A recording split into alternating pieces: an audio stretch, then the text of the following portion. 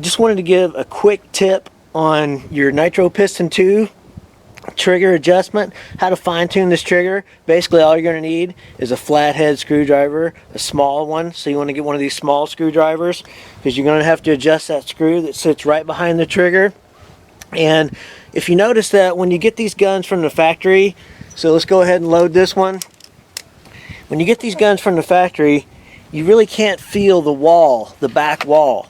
And with, you know, with a two-stage trigger, you want to feel that back wall before it goes off. And when you get them from the, and I like to do this with my eyes closed because it's all about feel. Okay, so you're trying to feel that trigger, but this is the stock trigger, and you'll notice how it goes off before we hit the wall. This is how it comes from the, pretty much from the factory. See how it just went off before we, I never felt the wall there, it just went off. So what you want to do is you want to take that screw and you want to turn that in clockwise. So you want to tighten it, or clockwise, about a half a turn. Start out at a half a turn or quarter turn, and then you can go quarter turn with each adjustment. Let's load this thing back up.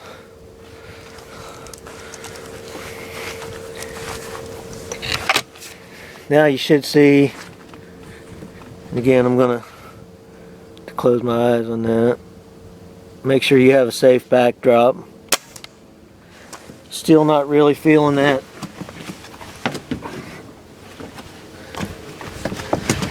Still not really feeling the wall. Now the key to having as hair trigger as possible on these Benjamin Trail guns is to screw that in just enough where you feel the wall,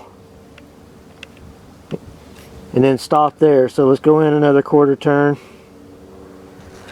When you feel that wall, you want to stop screwing that screw in because that's your most sensitive point. The more you screw it in past that, it's going to take more pounds to pull.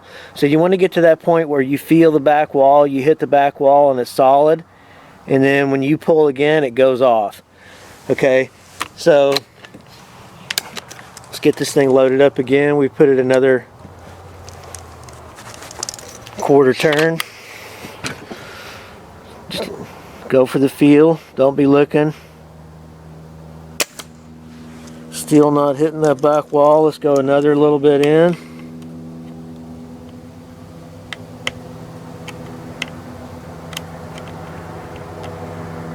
Some of these come from the factory, you can feel the back wall, some of them don't.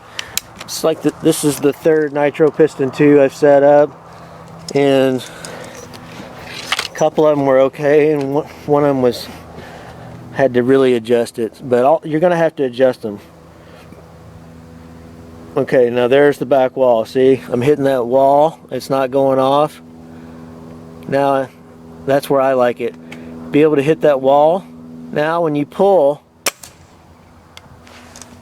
it's going off. Okay, so from there I'm going to back up just a little bit, go counterclockwise, just a hair, not even a quarter of a turn, half a quarter of a turn. Just want to get right to that,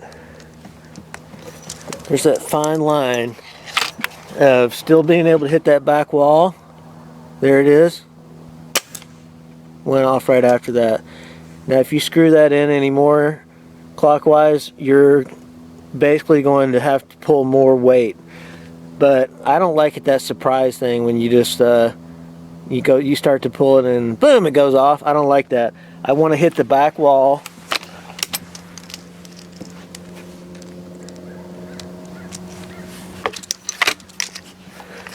Then have it go off right after that with as little as pressure as possible. So there's the back wall. I really like that right there. That's about as fine-tuned as you're going to get it. Clean break trigger. It's definitely more precise than the older trigger. That's what I do to adjust my trigger. This is what I feel can make you probably the most accurate with this gun. And again, this is not a PCP gun. You're not going to be shooting dime-sized groups out of 50 yards. But you can certainly shoot dime-sized groups at 20, 25 yards easy. and half dollar groups out to 35, 40, and baseball size groups out to 50 and 60. So adjusting that trigger is going to be the key to giving you some of the best accuracy, as well as matching up your pellet, finding the best pellet for your gun. That's your tip for your Nitro Piston 2 trigger adjustment.